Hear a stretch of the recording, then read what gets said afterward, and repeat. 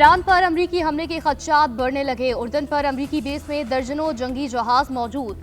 अमरीकी अखबार ने सैटेलाइट इमेज जारी कर दिए। अमरीकी अखबार ने दावा किया अमरीकी एयरबेस पर कम से कम 7 अटैक एयरक्राफ्ट मौजूद है। अमरीकी सदर ईरानी रहनुमाओं को बरह रास्त निशाना बनाएंगे। ईरान पर महदूद अमरीकी हमलों की खबरों पर बरतानवी खबर एजेंसी का दावा सामने आ गया। खबर एजेंसी के मुताबिक अमरीकी अफवाज ईरानी हुकूमत का तख्ता उलटने की कोशिश करेगी। सदर ट्रंप गुज़िश्ता साल आयतुल्लाह खामनई को धमकियां दे चुके हैं। अमरीकी सदर ने गुज़िश्ता रोज ईरान को जौहरी मुआहदे पर 10 से 15 रोज का अल्टीमेटम भी दिया था।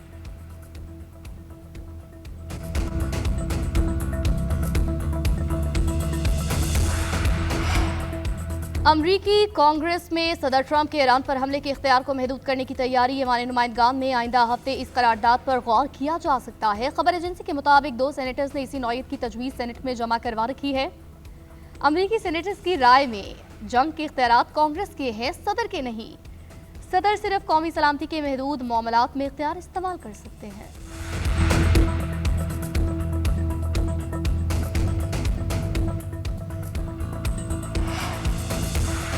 सिफारतकारी और जंग दोनों के लिए तैयार है। ईरानी वज़ीर ख़ारजा अब्बास अराग़ची कहते हैं आइंदा 2 से 3 रोज तक मुमकिन जौहरी मुआहदे का मुसविदा तैयार कर लेंगे। ईरानी क़यादत से मंजूरी के बाद ये मुसविदा अमरीकी सदर के खुसूसी एलची के हवाले किया जाएगा। अब्बास अराग़ची ने कहा मुज़ाकरात के दूसरे दौर में जौहरी अफज़ूदगी रोकने की कोई पेशकश नहीं की, ना ही अमरीका ने ऐसा कोई मुतालबा किया। मुज़ाकरात में जौहरी प्रोग्राम के पुरअमन रहने पर बातचीत हुई। जौहरी प्रोग्राम का कोई फौजी हल नहीं।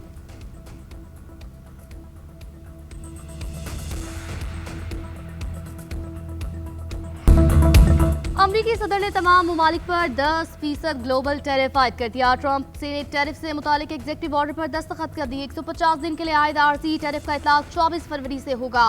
व्हाइट हाउस के मुताबिक बाज़ अशिया इस आरजी ड्यूटी से मुस्तस्ना होंगी।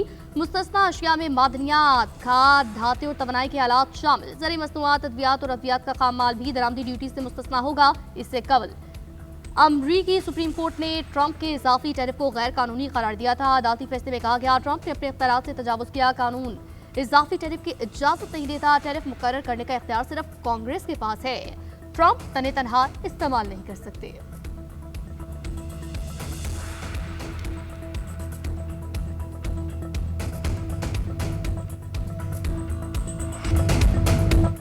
अमरीकी सदर सुप्रीम कोर्ट के फैसले के बाद वॉल स्ट्रीट में बड़ी हिस्से मार्केटें इजाफे के साथ बंद, जबकि 10% ग्लोबल टैरिफ पर दस्तखत किए तमाम ममालिक पर नया टैरिफ फौरी तौर पर नाफिजुल-अमल होगा। तमाम मुआहदे बरकरार, सिर्फ तरीकाकार मुख्तलिफ होगा। कुछ जजेज मुल्क लूटने वाले डेमोक्रेट्स की गोद में बैठे हैं। अदालत गैर मुल्की मफादात के जेर असर आ गई।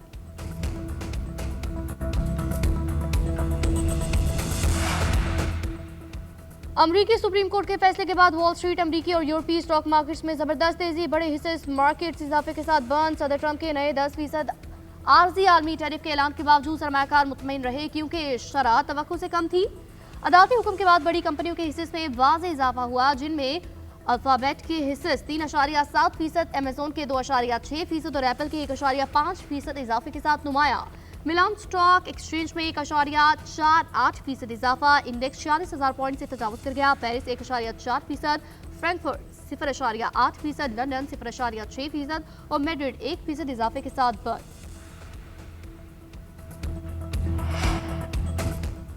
अदालती फैसले के बाद अमरीकी वज़ीर खजाना का रद्द-ए-अमल सामने आ गया। स्कॉट बेसेंट का कहना है अब टैरिफ के लिए दीगर कवानीन का सहारा लिया जाएगा। रवा साल के दौरान टैरिफ कम व बेश ही रहेगा, जो कि इस वक्त मौजूद है। अब टैरिफ के लिए सेक्शन 232 और सेक्शन 301 का सहारा लिया जाएगा, जिन्हें अदालतों में कई मरतबा चैलेंज किया गया, मगर अदालतों ने उन्हें दुरुस्त करार दिया।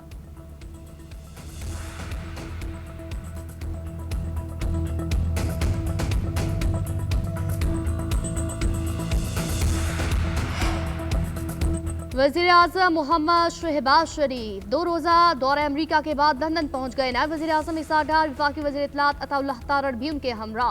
ज़राए के मुताबिक वज़ीर आज़म मोहम्मद शहबाज शरीफ लंदन में 2 रोज़ क़याम करेंगे। वज़ीर आज़म शहबाज शरीफ ने वाशिंगटन में बोर्ड ऑफ पीस इजलास में शिरकत की।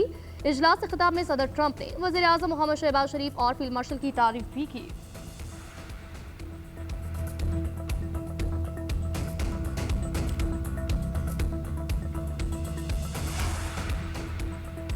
T20 क्रिकेट का आलमी मेला सुपर 8 मरहले का मैदान आज से सजेगा। इब्तदाई आजमाइश में पाकिस्तान और न्यूजीलैंड आमने सामने। प्रेमदासा स्टेडियम कोलंबो में मैच शाम 6:30 बजे शुरू होगा। मैच से कबल ग्रीन शर्ट्स को प्रैक्टिस सेशन बारिश के बाद मनसूख। आज भी बारिश का इम्कान। सुपर 8 मरहले में भी कोई मुतबादिल दिन नहीं रखा गया। वॉश आउट हुआ तो दोनों टीमों को एक एक पॉइंट मिलेगा। हेड कोच माइक हेसन कहते हैं, हमारी तैयारी मुकम्मल है, प्लेयर्स अपने रोल से बखूबी आगाह है, टीम अच्छा परफॉर्म करेगी। उस्मान तारिक तमली का हिस्सा बने, माजी में जो हुआ उसे भुलाकर आगे बढ़ रहे हैं। 1-2 मैचेस में जल्द आउट होने से किसी खिलाड़ी की पोजीशन तब्दील करने का जवाब नहीं बनता। प्रेमदासा की विकेट स्पिनर्स के लिए साजगार कंडीशंस मद्देनजर रखकर इजाफी स्पिनर्स को तरजीह दे रहे हैं। बेहतरीन प्लेइंग 11 मैदान में उतारेंगे।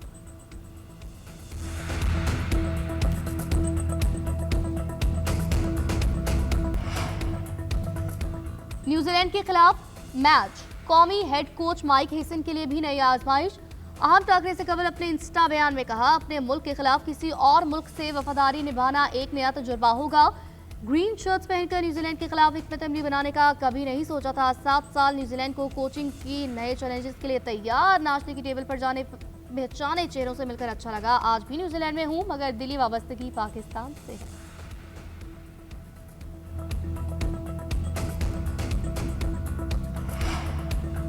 लोगों को पानी फराहम क्यों नहीं किया जा रहा? मेयर कराची ने तो कहा था हम लाइन के जरिए पानी फराहम करेंगे। औरंगी टाउन में पानी की अदम फराहमी से मुतालिक केस में अदालत का Karachi water and sewerage corporation हुकाम पर बरहमी का इजहार। जस्टिस अदनानुल करीम मेमन का कहना है लाइनें बनाएं, कुछ खर्च आवाम पर भी करें। सुपरिटेंडेंट वाटर कॉर्पोरेशन ने कहा लाइनें पुरानी हैं, बिजली की लोड शेडिंग भी है, हमें पानी बहुत कम मिल रहा है। जस्टिस अदनानुल करीम मेमन के रिमार्क्स, टैंकर्स वालों को पानी कहाँ से मिलता है? वो तो पूरे कराची को पानी पहुंचा रहे हैं। इसका मतलब है पानी मौजूद है लेकिन लाइनों के जरिए दे नहीं रहे। कानूनी हो या फिर गैर कानूनी, शहरियों को पानी घरों तक मिलना चाहिए। हम इस मामले पर सख्त फैसला जारी करेंगे, दरख्वास्त गुजारों के घरों तक पानी पहुंचाएंगे। सिंध हाईकोर्ट आईनी बेंच ने दरख्वास्त पर फैसला महफूज कर लिया।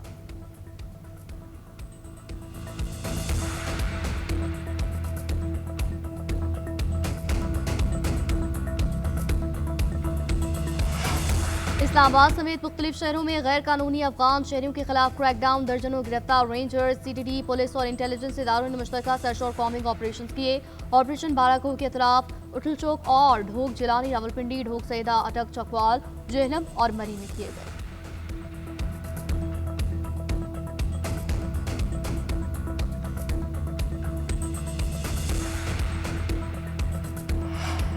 गवर्नर सिंध कामरान खान टिसोरी ने सिंध असम्बली का इजलास खत्म करने का हुक्मनामा जारी कर दिया। गवर्नर सिंध आइन के आर्टिकल 109B के तहत हुक्मनामा जारी किया। हुक्मनामे के मुताबिक सिंध असम्बली का इजलास आज इख्तिताम पजीर हो जाएगा।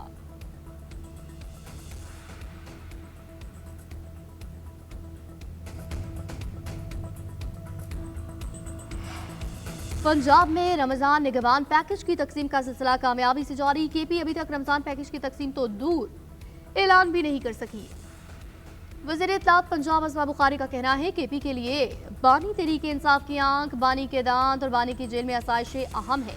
केपी हुकूमत का फोकस किस रमजान से ज्यादा रिहाई फोर्स और नया फितना फैलाने पर नजर आता है। खैबर पख्तूनख्वा में अभी तक डिजिटल डाटा ही जमा नहीं किया जा सका।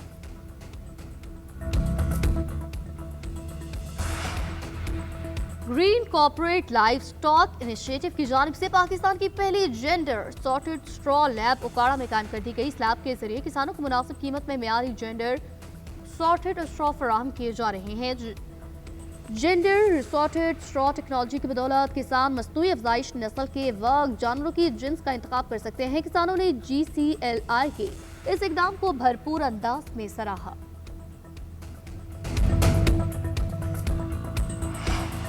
इस्लामाबाद, रावलपिंडी और गिरदोनवा में जल्जले के झटके। अटक, सवाबी, दीगर शहरों में जल्जले के झटके महसूस किए गए। जल्जला पैमाना मरकज के मुताबिक रिक्टर स्केल पर जल्जले की शिद्दत 4.4 और ज़ेर ज़मीन गहराई 14 किलोमीटर रिकॉर्ड की गई। जल्जले का मरकज अटक के इलाके बुरहान से 11 किलोमीटर शुमाल मशरिक में था।